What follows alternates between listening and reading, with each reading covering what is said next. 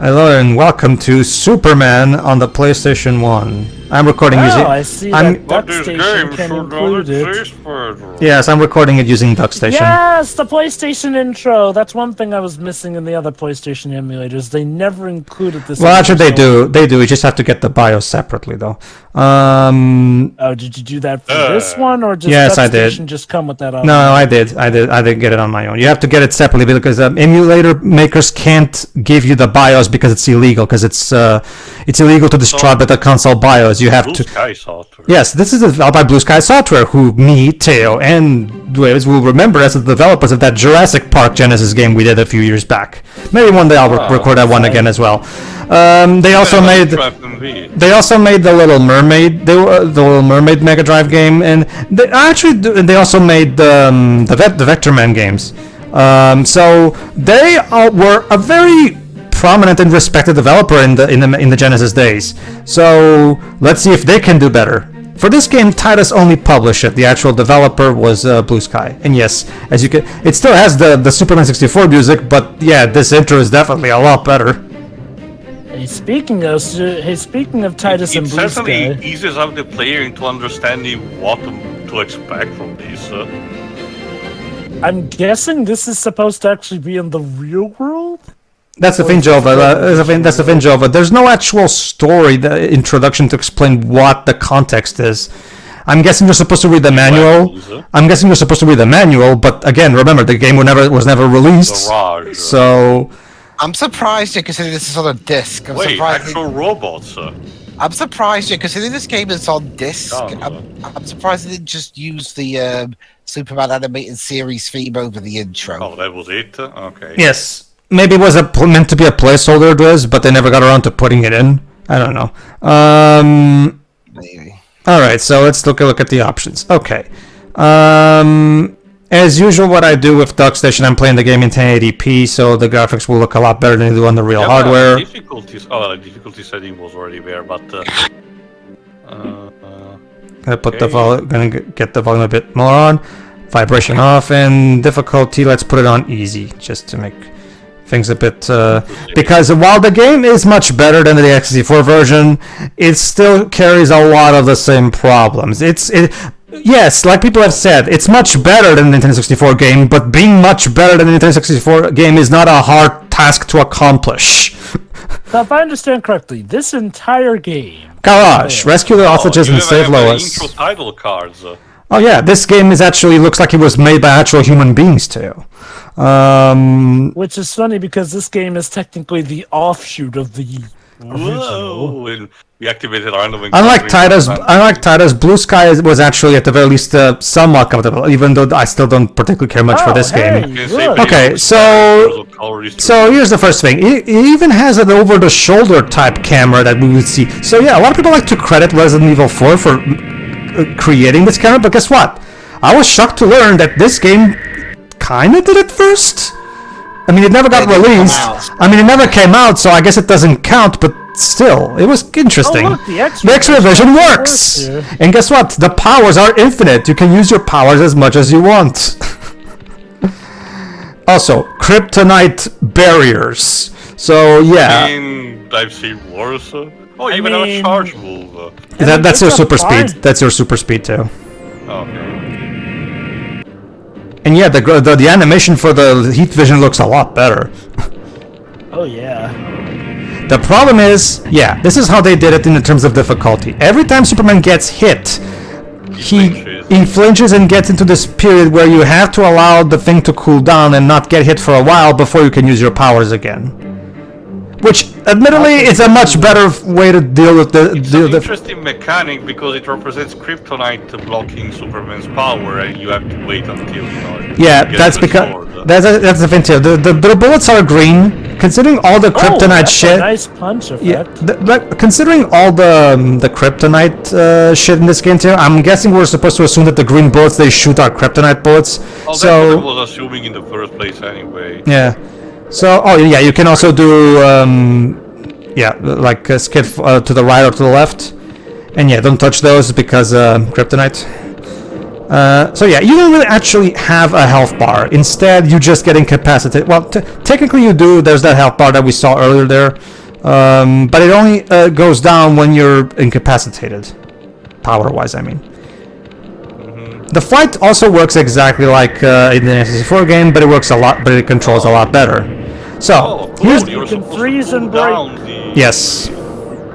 You can tell Blue Sky had a much better idea of what to do with a Superman game, because I mean, because remember, Blue Sky up until this point has been a very experienced licensed game developer, and again, they made the Veteran games, so these guys have proven that they know how to make games. You know, it's funny you mentioned Titus and Blue Sky. You know what was a game Titus did before the Superman game? Go on. Blues Brothers, the Jukebox Adventure. I guess I'll leave that one for you since you're the Blues Brothers fan. Yeah, in order to get rid of the kryptonite machine generators, you have to freeze them until they explode. Sure. Okay. That being Sure, why not? That being said, while I do understand the idea behind the incapacitation with the kryptonite thing, you know, to make sure you're not too OP, otherwise the game will be not challenging. At the same time, I still feel like I'm still not particularly keen on it, because it can be really annoying for reasons that I will explain later when it becomes more obvious. Alright, I was just trying to see of it. This is kind of a blind run, so keep that in mind. Yes, go on. I also say, even the camera angles, not just the default, in other situations have been better. Like when Superman is supposed to disable the bomb, the camera actually focuses on a more, you know, peculiar type of angle to symbolize the importance of the action without, you know, being annoying about it. That's actually kind of interesting how we did that, especially for a game of this generation.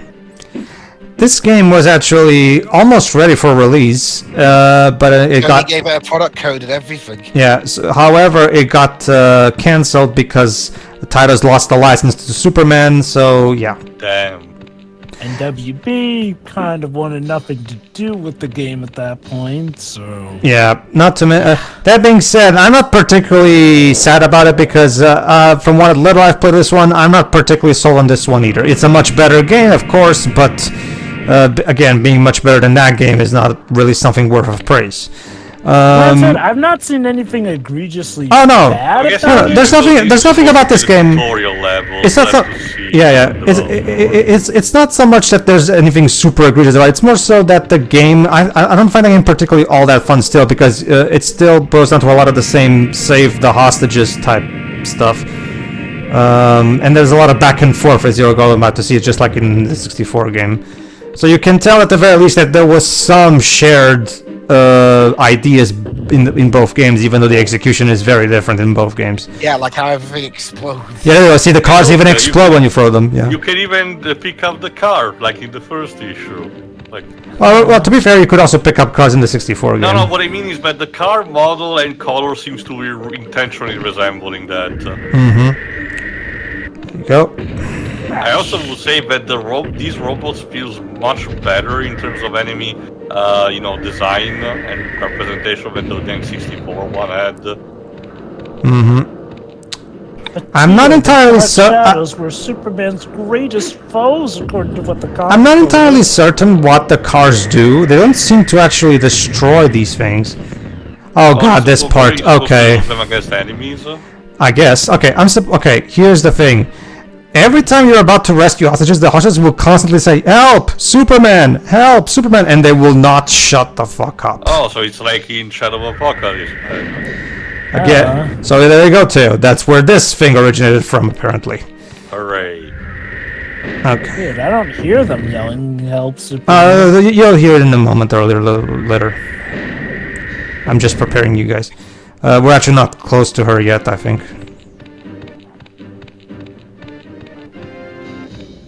Also, this music is definitely different from the one on the N64. Yeah, it is. It's probably made by one of Blue Sky's composers. The instrumentation, though, sounds like it's from the N64 game. Is it still WAM? It was cut away. I don't know. There you go. And yeah, here's the one of the girls squad. Just in time. Okay. Okay. And there you go. She just escapes on her own. There you go. Oh, that's fine. No need for an escort there. Alright. These rooms are annoying. Somehow, there's a giant ball of kryptonite energy just looping around the room for no reason. As it happens, right? And yeah, this happens, and you can't even use your super strength, and so now you have to intentionally wait. And this, as you're going to see later when we get to a room that has 2 of these, this can get a bit annoying when you're trying to solve the puzzles, because again, you're trying your best to do these things, but of course this thing keeps looping around and hitting you, and every time it does, you have to just sit around and wait. I understand. Cannot stop in any conceivable way. No, not that I could find out. Maybe there is. Maybe. I don't know. Using the hit vision on it. I'm pretty sure I tried that in the kryptonite barriers, but it didn't work. Well, those are the barriers. I'm talking about the sphere. Okay, maybe I hadn't, but I'm assuming it probably doesn't, considering it probably would be a bit too easy to do that if they. Oh, sorry. Go ahead, Joe. Oh, right. Sorry. Superman, some of our friends are... Okay, don't worry, I'll say it. Basically, the idea is that her friends who are in the upper floor are injured, meaning you can just rescue them. You also have to get first aid kits so that you can heal their wounds before they can get out. Jimmy's not in this. Well, this not in this what you recorded, is he? No, this is a lowest lane level. Okay. Is the music stuck? I'm not sure. Oh, yeah. I think it was Dibs. Oh, that's because the music always changes to this little thing whenever I'm incapacitated. Ah, So that's... Mickey Mousing, I guess. There you go. There you go. Fucking annoying, weird, random kryptonite ball of energy. Thank you. Okay, thank you for releasing. Yeah, and that's pretty much all this level is. Just go around and rescue the hostages. Because it was so burned out by the N64 game, but this really feels like a breath of fresh air. Oh, yeah, it's obvious. After that game, of course, everything will be a breath of fresh air. Do you kind of want to give this whole game a look? Because honestly, it looks like it... Like, again, do we know if it's just a prototype as in a couple of levels as a demo or something, and nothing more? Or is it literally the entire game because we know that it was finished and they just could not ship it? The game is completable, but from what I can tell, there's no actual proper story in it. So there you go. You got ourselves a first aid kit, which is of course symbolized by the cross, the red cross. Okay, are there like are there like cutscenes proper? Not that I've seen, no. I've also looked into a playthroughs, and no, there's no cutscenes. Like, it's. I get the feeling they probably that was probably something that was going to be put in the game as one of the last things, but because the game was never properly finished. Build, but remember, this build was leaked on the internet. So Yeah. That would not surprise me. it kind of reminds me Thanks, of Superman. The door to the elevator shaft needs 5 more keys for some reason. Here is one that you can use. So yeah, we have. So yeah, we have to save the hostages because each of them has individual keys to this building for some reason, so that we can use the elevator. It reminds me of that build that you can actually play, or Crash Bash, that you can actually play in the demo of Spyro 3. Okay, let me explain something to you. Here's the first major part of this game. You can only carry one item at a time, meaning you cannot save the hostages with the first kids until you go all the way to the door at the end of this floor so you can put in the key. Meaning you have to do back and forth. You have to do a lot of back and forth in this level. So yeah, like that's one of the things that I was trying to say. Like, while this game is definitely much better, I can already tell that this one item at a thing is probably not going to be a good thing throughout the game. I wonder if this was, again, something that was going to get touched up in the official release. Hopefully, maybe, I don't know. Trust me, I tried pressing every single button in this goddamn controller to try to maybe switch items. See, this is me. What you're seeing right now is me trying every button to see if maybe there's something I'm missing. Nope. Select pauses the game, so does start. Considering also the HUD drawdown, the icon on the bottom left, no, I get it was what was the intentional design choice. Well, that I don't know. It could have been in a certain stage of the game where, you know, they weren't able to put in yet the parameters that would allow you to carry multiple objects. I can tell you that you can use both the D-pad and the analog stick to control Superman.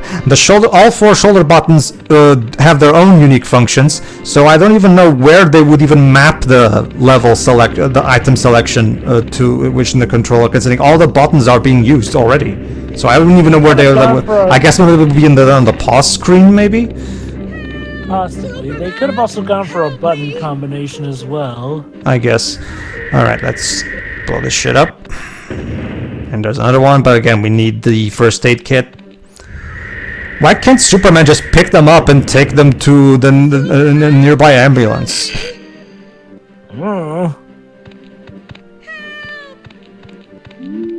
There you go. Now that's another he's like, you know, I can use the first aid kit on this woman. There you go. I guess because this game never came out, that's the reason there's not really much of a story.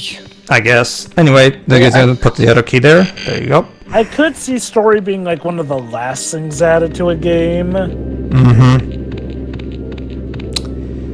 Alright, moving on. Like, what's the nickname for this game? Spider-Man, Superman PS1? I don't think... Not many people even talk about this version, though, because the N64's version's reputation completely overshadows this one. Not just that, but remember, this prototype was actually leaked very recently, I think 2020. Yep. Thanks, Superman. Yeah, blah, blah, blah. They always basically just say the same thing, but with one less number on the keys. Alright, now all the way back to the top of the thing, so we can put it...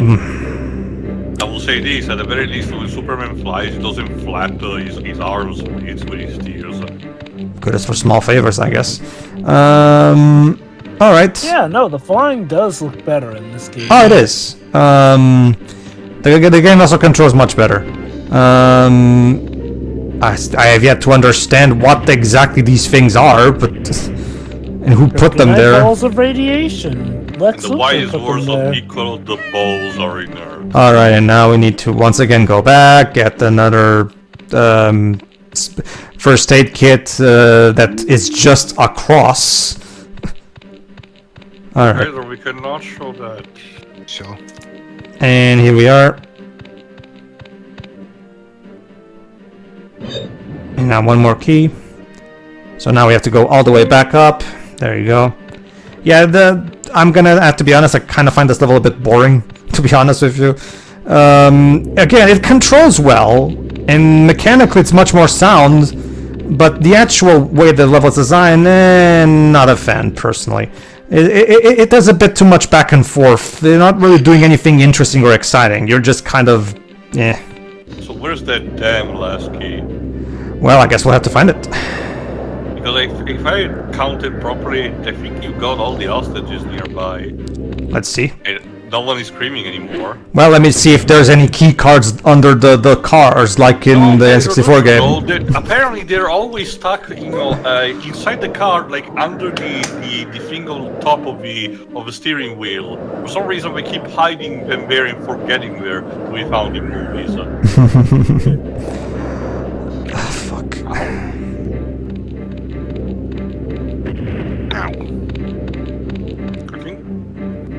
Oh, there it is. There it is. I must have missed it the first time. All right. I did not notice that immediately either. All right, let's get through. You know, the jingle when Superman is recovering powers is like he has to start dancing a waltz.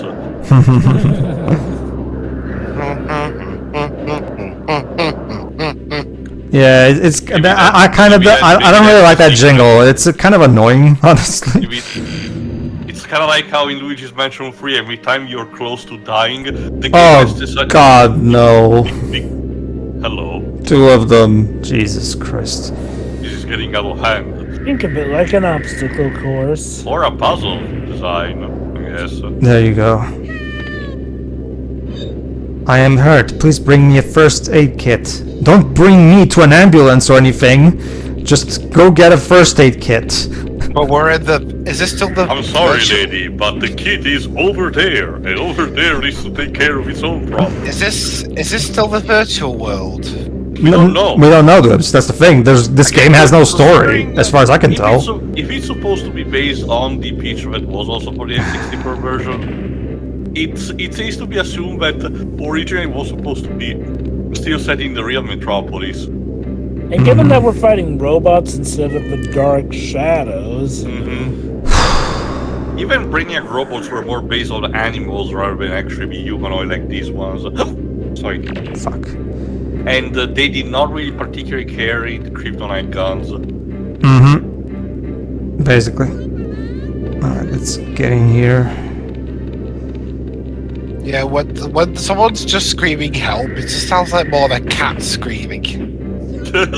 It's one of those things where I have to stop myself so I can freeze breath the door, but the problem is if I do that, the next ball of... You cannot use that in midair?